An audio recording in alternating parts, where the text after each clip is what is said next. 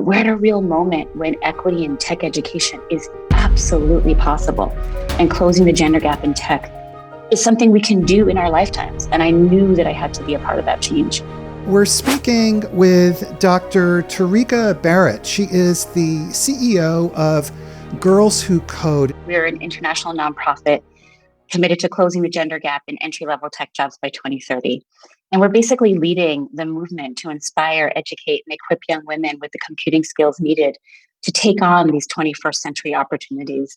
And since we actually launched the organization in 2012, we've reached 450,000 girls through our in-person programming, 90,000 of whom are college and workforce age alums. And for us, by addressing this growing gender gap in tech, we're empowering our young women to really seek out the thriving, exciting careers of the future, the ones that are actually going to offer them the improved quality of life and upward mobility that we know comes with a career in tech. How did you become interested in this topic, and where did your passion for this topic come from? I come to this space first and foremost as an educator and an activist. I've worked nearly my entire career addressing issues of equity in education. But I want to go back a little further. Back in Jamaica, my grandmother actually had to drop out of school in the 6th grade so that she could work on our family's farm and support her 7 younger siblings after her mom passed away.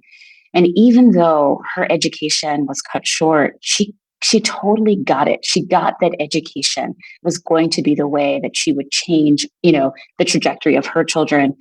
And, fast forward a bit, her daughter, my mom, went on to be the first in our family to go to college and to get a graduate degree. And, my mom's instilled in me the power of education, but always to go into spaces and kind of see the type of work that was necessary, but wasn't getting done. And to have the agency to believe that I could actually be the change that was needed. And, I want to point to like one specific moment that was a game changer for me in terms of this work. I was at the New York City Department of Education, and I had a chance to kind of lead this portfolio responsible for kids who, frankly, many people had written off. These were students who were years behind their peers with no shot of graduating high school on time. And most of them were poor Black and brown kids who looked a lot like me when I was their age. And so, I had a chance to do this incredible thing. I led the team that designed and built a first of its kind high school focused on software engineering. And it was going to be a part of then Mayor Bloomberg's plan to make New York City into a tech hub. But what was hard is that it quickly became clear who this new school was actually going to be for. And everyone had it in their minds that it was going to be a screen school, which means, Michael, that kids would have to test in order to get accepted. And as an educator, I knew that if we were going to rely solely on test scores, kids of color would immediately be put at a disadvantage, right? And we know the reasons, right? Poverty, disinvestment in low-income neighborhoods, and racial bias in testing, for example. And so even though it was tremendously difficult, and the risk was that we would end up turning off some of the key stakeholders committed to this school, a mashup of we had venture capitalists on one side and tech entrepreneurs on the other, I actually fought against screening and managed to rally support for our collective decision to open the school to any student interested in programming. And what's cool about this whole experience is that today I can say that any teen in the city interested in learning computer science has a shot of attending the Academy for Software Engineering. And for the kids who are there, 95% of them are graduating on time. And, getting that school off the ground was one of my proudest accomplishments as an educator. But it was also this incredible lesson that you always have to kind of operate and exist at the intersection of opportunity and bravery. And you have to take these kind of chances, frankly, to disrupt the status quo wherever possible. And so I know that there's a dotted line, from that experience, with that building that school and being the CEO now of Girls Who Code, one of the largest girl organizations on the planet. And, we're at a real moment when equity in tech education is absolutely possible. And closing the gender gap in tech is something we can do in our lifetimes. And I knew that I had to be a part of that change. So you use this term bravery, you combine bravery and opportunity. Tell us about that. When I think about even designing the school, or, this is before I even was a part of Girls Who Code, To be honest, when people had conjured, a software engineer in their minds, they were thinking about Mark Zuckerberg or, Steve Jobs. It didn't occur to them that a software engineer could be a Black girl from Queens, for example. And so it would be possible that we could all kind of line up and say, we need software engineers in New York City. Let's build a school that, basically meets the needs.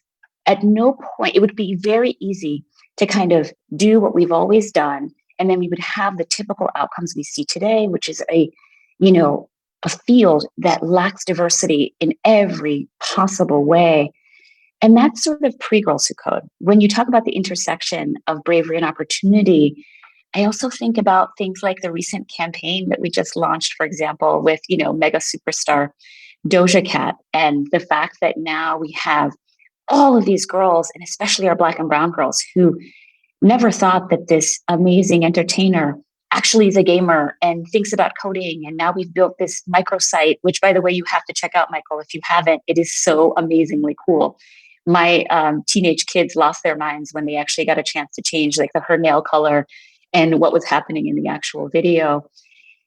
It was brave for us to do that in some ways, because it's not the logical thing that you think to do that has anything to do with tech. But yet here we are disrupting culture, saying that all these girls can see themselves as technology in a way that is affirming and cool and exciting and interesting.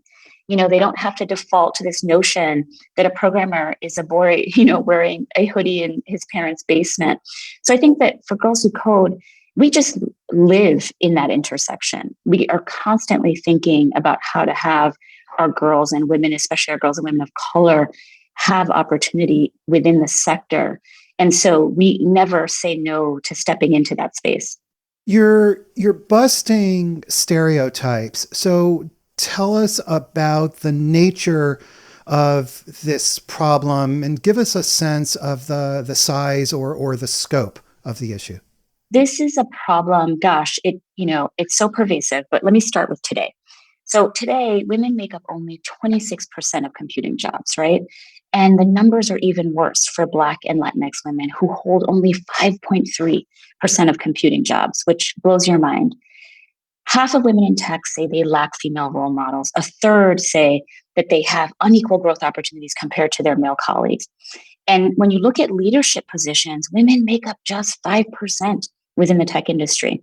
And when you talk about women of color, they're completely absent at the senior level, with zero Black or Latino women CEOs of Fortune 500 tech companies. And, to the other part of your question, Michael, in terms of how big the problem is, the issue of diversity in tech is already impacting us in our daily lives. And the problem is only going to grow unless we do something now. Technology meets us at nearly every touchstone in our social and political culture. We're talking security, voting, healthcare.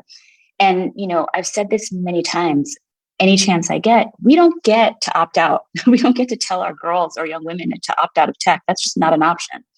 And while we know that kind of, there's this democratizing effect, right, that we've seen, we also know that there's a lot of harm that we also see at the same time.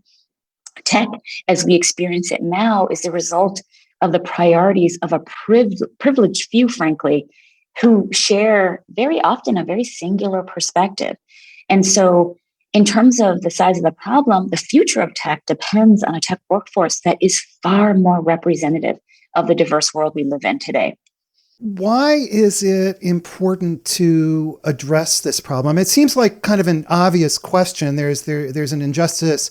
It needs to be addressed. But if you think about from the point of view of companies who are very short-term focused, why should companies address this issue? For companies, they serve only a small group of people because that's who has a seat at the table. So I want to give you an example from this year. Facebook ended up issuing an apology on behalf of its artificial intelligence software because, it asked users watching a video featuring Black men if they wanted to see more, quote unquote, videos about primates. Things like this are deeply frustrating, but not surprising, considering that most people in leadership roles in the tech industry are white and male. And the bottom line is that companies that prioritize different perspectives are going to make sure that the technology we're using every day is more representative, right, of these diverse communities and the fact that our world continues to diversify. Now, if you want to get really pragmatic, it is just simply good for business, right? And good for your overall reputation among potential customers and employees, especially as this world is changing. And another angle that I want to talk about would be also for workers, right? When you think about why this matters. Tech jobs are among the fastest growing, right? And highest paying in our economy. And if you think about it, between 2019 and 2029, we're expecting growth of 500,000 new jobs. And these are jobs that pay. STEM jobs pay 26% more than other careers. And, I'll offer another statistic that is sort of near and dear to me. When I've talked about the wage gap for Black women compared to white men, on average, it's 63 cents to the dollar. But guess what? In the tech industry, Black women make 90 cents to the dollar. So even within that sector, we see that there can be a difference. Young women who pursue a career in tech are preparing themselves for the labor force of the future, especially what we know in terms of the trajectory that it can offer them in terms of upward mobility and quality of life. And Michael, I can go on. I can talk to you about the customers and usability and society and its impacts if that's something that you want me to dig into. It's pretty clear as you're describing the negative impacts, or rather, we could say the positive impacts from being more inclusive. I'm very much interested in the roots of the problem, and I know some people talk about the pipeline of girls starting at a young age. Can you tell us about that? Girls Who Code, we are obsessed with this because we try to figure out how to reach them where they are. But the biggest drop off we see is between the ages of 13 and 17, what we call that middle school cliff. And, stereotypes about who can and should be coding get really set early on. And in fact, nearly 70% of the growth in the computing pipeline could actually come from just changing the path of the youngest girls, especially those in junior high school. And, girls in school and through culture, if you ask them about men like Bill Gates or Mark Zuckerberg or Albert Einstein, Neil Armstrong, they'll raise their hands, right? But will they be able to do the same if we ask them about Grace Hopper or Katherine Johnson, Ada Lovelace, Jean Bartik? In their minds, I mentioned this before, we're still grappling with this notion that somehow a coder is again a boy, first and foremost. And think back, Michael, to the 80s and all those, cool gadgets and movies that cemented that that's who codes, right? Or it's some guy, if you look at some of even recent pop culture things where it's the guy in Silicon Valley, right? That's about to launch a tech company. Before girls are even 10 years old, believe it or not, they've internalized these cultural touchstones, and these, internalized beliefs resonate with them, throughout their entire lives. We're talking about elementary school, middle school, high school, college, and even into the workforce. So we're really up against something that has been instilled in our culture. We have a question from Twitter from Arslan Khan on exactly this issue, who's asking about the role that society plays in discouraging girls from being techie. And from what you're describing, it seems like this is such a profoundly difficult issue and deep issue to address. I was at a recent speaking engagement, and when I was done, a bunch of women came up to me after, and we just started to talk about like how different it was for us kind of growing up and what we saw and what we experienced. And then one of the women in the group said, it's not just how we came up. My daughter, literally, she talked about a t-shirt that was, girls hate math, or like some of these really pernicious things that continue to pervade. And very often, how often did you think about the boys in your life, be it a nephew, a friend's son, where you immediately ask them a question about like how they're doing in a particular class? Have you thought about, becoming a coder? How often does a little girl get that question? And when you think about the resources that she's exposed to, if you think about what kind of comes into the periphery of her day to day, how often is she asked about being a technologist? And at Girls Who Code, for us, not only do we, immediately, like we connect with our girls through direct programming, teaching them to code, and they'll talk about that. But it's also moving hearts and minds and changing the image of what a computer scientist looks like and does. The campaign I mentioned with Doja Cat is an example, or, things like the Coder doll that we partnered with American Girl to be able to launch, or a book series about, women in tech that is aimed from babies to middle schoolers. We constantly have to kind of operate in a way that really pushes back against these stereotypes. And we are making progress. When we think about what's on TV now or what we can stream, it is a lot more likely to see a girl who's a coder now than it was. And we are happy to take credit for a lot of that. I would imagine that at those early ages, the level of effort that's required to make an impact, because it's such a pervasive social way of thinking, way of being, it's much more difficult to make an impact there as opposed to later when these girls grow up to be women and they're trying to make inroads in their careers. Is that a correct assumption or no? No, I think that one is tricky because my understanding and what we've seen is that once girls are exposed to computer science, they kind of just take to it like wildfire. I think what starts to happen in that middle school cliff, it's when, boys and their interest starts to peak, that girls and it's easy for them to get turned off because they don't see themselves, or to have, a teacher or educator that doesn't really push them to be brave and not perfect, right? Like my predecessor, Reshma Sajani, talks about the fact that in our classrooms, inevitably during the summer programming, girls would be writing lines of code, and then the instructor at the end of the session would walk around and there'd be at least one girl with a blank screen. And when they'd hit undo a few times, they would see that girl had actually come really close to writing the correct line of code. But because it wasn't perfect, because it wasn't completely right, she'd erased the entire thing. And so we have learned how to teach our girls that, they can be resilient. They don't have to be perfect. They can just slide over the finish line, with rips in their jeans, leaves in their hair.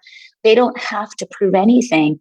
And when, we've become really, really experts in teaching girls computer science, which is so much about sisterhood, bravery, resilience, and other traits, just as much as it is Python, JavaScript, CSS, or HTML. So you're teaching the underlying social skills and survival skills as opposed to just the, here's how to code. Absolutely, because they go hand in hand. When you think about what our young women face when they, take on that first job in tech, it's that sisterhood that they lean on. It's that, that bravery, because even in 2021, they continue to come up against, not only stereotypes, actual practice that kind of tells them that they don't belong here, or they see it in ways that, manifest in not seeing any women, right? Or women who look like me in the senior ranks of leadership. So we do that in terms of our instruction with girls, as well as our culture campaigns, because we know that it's absolutely vital to the outcomes we want to see in terms of closing the gender gap in tech. We have another question from LinkedIn, and this is from Simone Jo Moore, asks, has being remote through COVID rather than working face-to-face in the office made it easier for women in tech to gain ground? I would argue that we're still learning about that. I would imagine that there's some aspects of that in terms of flexibility, right? And synchronous and asynchronous work, which are critical in terms of what women need, and what we are coming to understand has been absent in terms of creating an environment where women can be successful. I think it doesn't stand alone. Like, I think there are lots of policies that need to be in place, frankly, just to support women. We lost so many women during the pandemic in the workforce because there were no safety nets, frankly, and to catch them. And it exposed levels of inequity in terms of treatment, and the fact that women are primary caregivers, and even in terms of salary and what women get paid, that it didn't position them to make the choice that would be their work. If you're going to choose between family and your job, Women, made the choices they had to make, and we saw that mass exodus from the workforce as a result. So, what's interesting about that question is that we continue to learn about what it is about, a virtual world that can benefit women. I'm going to guess that it's the, ability to be asynchronous and some of the other flexibility that it allows for. That's a plus. But I think similarly, the other side of the coin is, are these women gaining access to leadership? What does mentorship and, professional development look like in this context? We're all grappling with how to keep, a vibrant culture alive at our organizations during this time. So I think it's complicated, but I love that question. We've been talking just now about women in their careers as opposed to younger girls. And let's continue with that theme. In the 70s and 80s, quite a number of women entered STEM careers. Some have been very successful. We've had some amazingly successful women as guests here on CXOTalk. And so given this, why do we have this underrepresentation and these challenges that women still face today in technology, adult women? It's clear that tech companies, need diversity of perspectives to function effectively, but we see this persistent problem that they're failing to attract and retain diverse talent. So I want to cite a recent study by Girls Who Code and Accenture that found that half of women in tech roles actually leave by the age of 35. And the reason they cite is because they felt that their workplace was absolutely inhospitable to women, or they lacked more female role models, which I've mentioned. We've also seen that this lack of representation is just alienating to young people starting with the hiring process. Girls Who Code did a study in 2019, and it showed that half of the young women applying for tech internships either had a negative experience or knew someone who did. And we're talking, Michael, about experiences that range from sexist and racist comments, a lack of representation, and in some cases, blatant harassment. Some of the young women that we surveyed went through 5 to 10 rounds of interviews without ever seeing a single woman or a woman of color. And when you talk about a lack of, retention of the scale paired with a failure to attract diverse tech talent, it's going to fuel the gender gap. So much of this is the mix that gets to where we are right now. What can be done about this? What is holding women back at this more senior level of their careers, and what can we do about it? If we could make our workplaces, work cultures more inclusive, we could actually increase the number of women working in tech by 3 million. It blows your mind to just think about that number. At Girls Who Code, we try to encourage our partners and certainly, companies writ large to look deeply at their own practices and interrogate what they're doing that might be alienating young people, and especially young women and people of color, or what they're doing to prevent them from being hired in the first place. Every company is different, right? So there's no magical blueprint for this type of process. But at the very least, we hope companies have discussions about work culture. What we're really asking is that people keep an open mind, redefining what they see as an appealing hiring candidate and assessing promotion practices that continue to keep women and women of color out of leadership positions. And I want to say and acknowledge that I know this kind of self-reflection is difficult, right? But it's also the difference. It can be the difference between an all white male office or, and an office that more accurately reflects the world that we're living in today. And, another note on this that's important, if you kind of take on systemic racism and sexism, the root cause of a lack of diversity in tech, it will naturally be met with resistance. But at the same time, we all have to be deeply committed to persisting because we know that we stand to gain, if we can actually bring more diversity into the tech industry. When you were talking earlier about girls, you mentioned helping prepare them from a social standpoint to understand the environment, that it was beyond just technology. Does this come into play as well for people entering the workforce as adults, women entering the workforce as adults?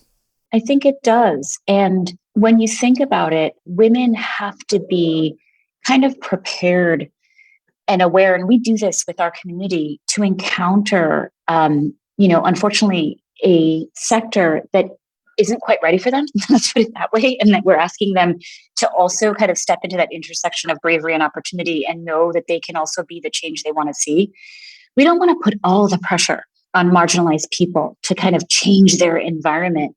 But we also encourage women, especially our young women, when this is their first kind of entry level job, to lean on that sisterhood, to seek out the mentorship and support that could be vital in terms of supporting them in their retention within the sector. A lot of it is eyes wide open. A lot of it is believing that they absolutely have the content knowledge and are resilient enough to have a seat at the table. But we don't sugarcoat it and pretend as though they aren't going into, frankly, an environment that is not always, frankly, has been proven to, if you think about the news recently and consistently, that women are not treated in the ways that they should be within the industry. Now, you use this term mentorship. So can you elaborate on that and the importance and maybe offer advice to women on what they can do themselves? Mentorship is near and dear to me. My mom actually founded the first ever mentorship organization in Jamaica, Kingston, Jamaica. And prior to Girls Who Code, I, helped lead a mentoring organization. And even here at Girls Who Code, we have a program where we pair our, college-age young women with women in tech because we think those, sort of closer to them, not quite near peer, but these role models are, absolutely important. And I'm heartened to hear that the women that you've had on your show totally get it in terms of knowing how critical it can be for young women to go into a space where they don't see a lot of folks who look like them, and to know that there's a female leader sort of keeping an eye out, willing to sit and talk about their own journey. But as I said, Michael, we put a lot of the burden to succeed in the workplace, right? Still on these young women and on marginalized people. And how do we kind of get the workplaces to still be more conducive to success?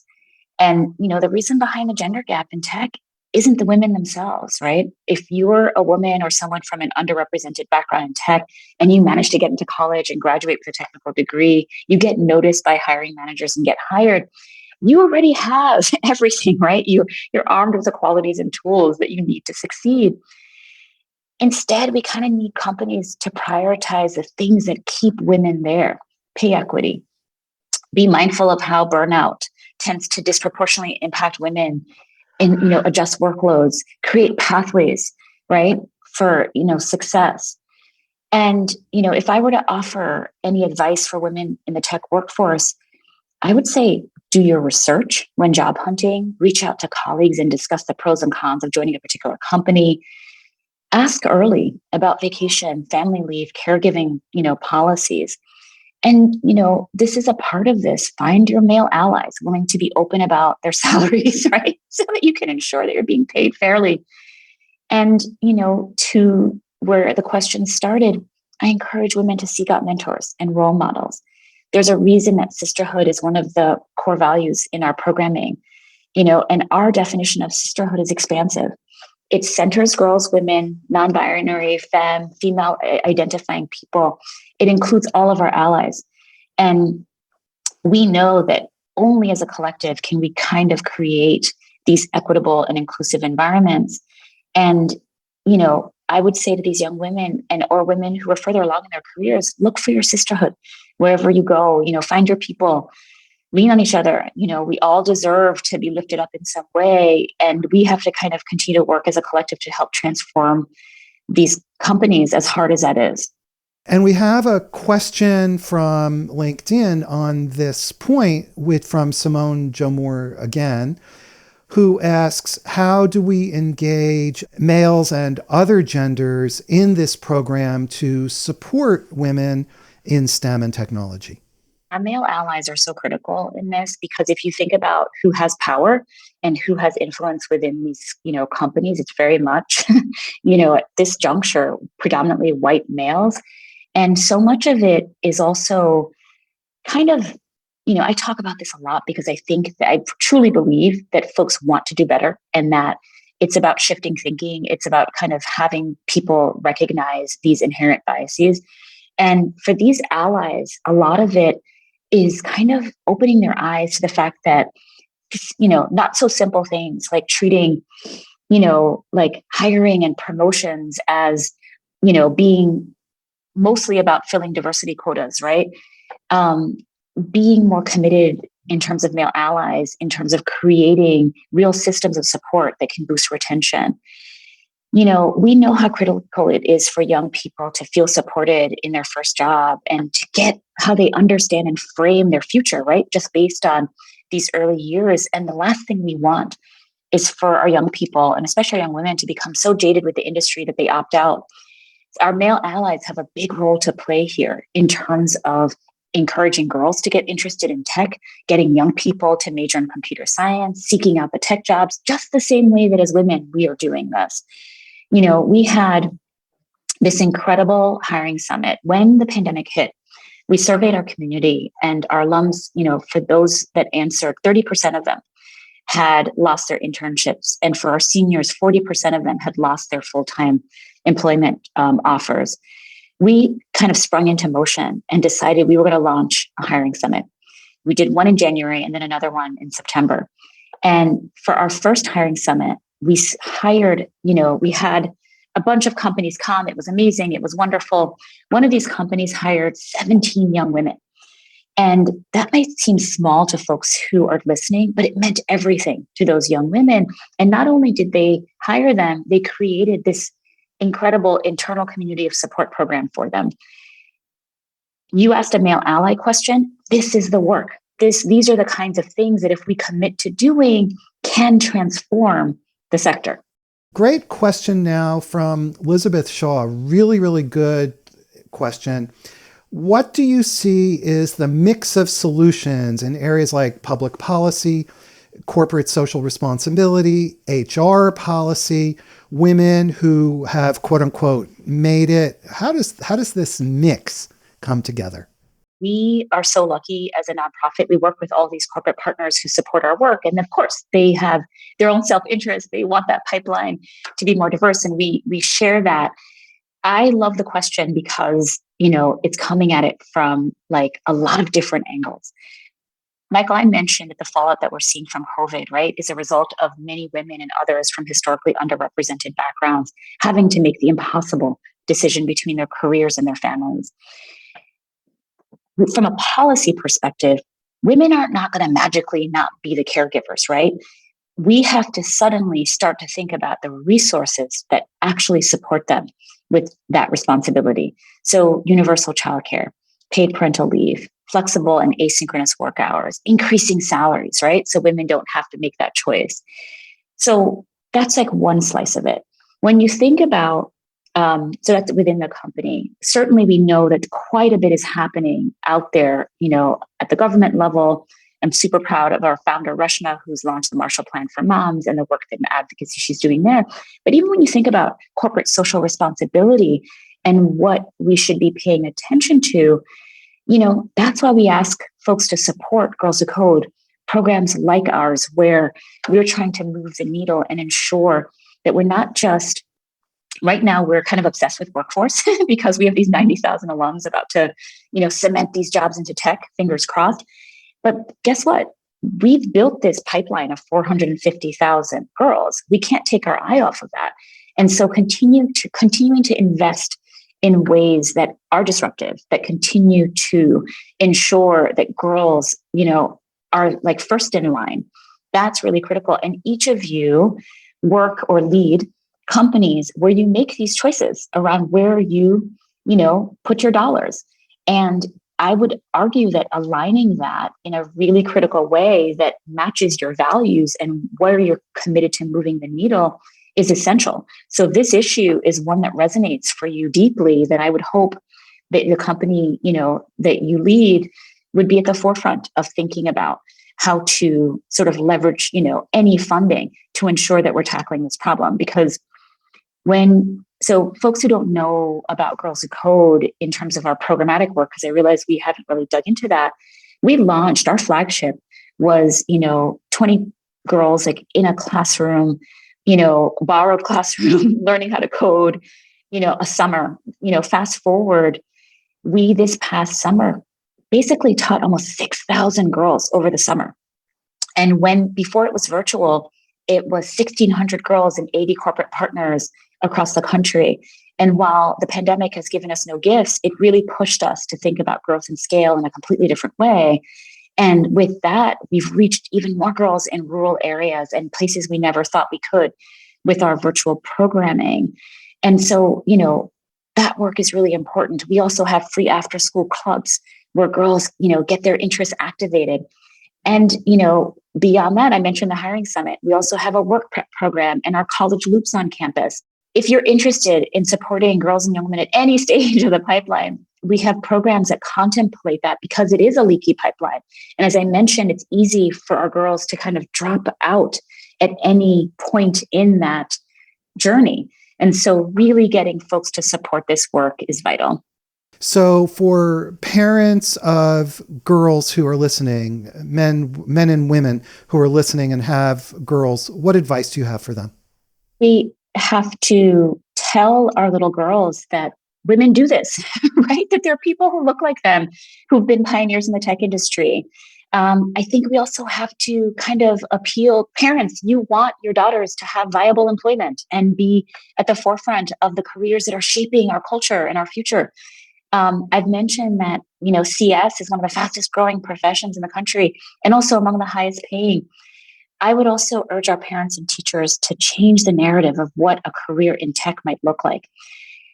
Right now we are inundated with stories about major companies that are, frankly, just to be candid, perpetuating the stark inequalities that exist, right, for profit. Tech leaders, typically men, ego-driven, wasting all manner of resources on their own whims, just to speak I know Michael's holding his head, but it's true. These stories have created a binary that we don't want our girls to buy into, that you either have to have a career in tech that makes you money, or you have to have a career in tech that you love that helps your community. Nothing could be further from the truth. We need our girls and young women to know that they can do good in the world and find joy, not in spite of their career in tech, but because of it. And we did a recent campaign called Make That Change. We featured real women in STEM. We talked about how they were using their tech skills to empower themselves while bettering their communities. They looked amazing. They were fabulous. It was engaging. And it gave our girls another set of images to contemplate that really moved away from a binary that has become deeply pervasive in our culture. Well, we have a question from Isabella Wang on LinkedIn, and she asks, do you think coding is a must-need skill for individuals today, kids growing up? I think it's not that they have to be some deep Python user or, know all of these languages. I think they want to understand the concepts. They want to understand it's frankly a way of thinking. Computational thinking is absolutely critical. And I think that exposure, especially for our girls, allows them to not feel that imposter syndrome when they're in spaces. And we also know that coding is absolutely central to every company, not just tech companies. And so I think that baseline knowledge is actually really helpful. What advice or requests do you have for senior level women who have totally made it? How can they support this cause? I think about my own leadership transition where I had this incredible, woman of color ask me to take the reins of this, dynamic organization that is frankly changing our world. For these leaders, I would really push them to think about how they can similarly uplift other women, in their companies, in their sector, to push for things like a cohort model where they don't just hire one Black or brown person, but rather think about what it would mean to bring a cohort of young, dynamic women into the company to not only transform culture, but improve the quality of every product that they'll build. I think these women are in those seats because they are brilliant and they, are empowered. There has never been a better time for them to leverage that power and have a phenomenal impact. And so I encourage them to, build that sisterhood within their individual companies. What about advice for senior level men in these organizations being technology companies, the people running these organizations? I had the privilege of going to the White House for a conference on cybersecurity, and I had the richest conversations with CEOs about, this very issue, talent and hiring. I was struck by the fact that these most senior leaders are so disconnected from the people who actually decide who comes into their company. And if they begin to have the kinds of conversations and make it clear that they are issuing, frankly, a point of view and a mandate around diversifying the culture of their organization and the folks who get to come in through those doors, I promise you that we will see the gender gap close. But I think it's that disconnect, their lack of awareness of how their teams operationalize these notions of diversity. Until they unpack that, they won't see the barriers that are systemic, the overabundance on credentialing, and the ways in which we keep marginalized people out systematically based on something that seems, based on meritocracy, which is a falsehood. So I do think if these leaders can dig in, they're going to be surprised at what impact they can have. What advice do you have for people inside an organization, in the middle levels of an organization, whether it's HR or people hiring for projects or what have you? What advice or what requests do you have for them? Continue to seek out folks who, support the work you're doing, especially if it's one that, is a laser-like focus on talent and diversifying who's at the company.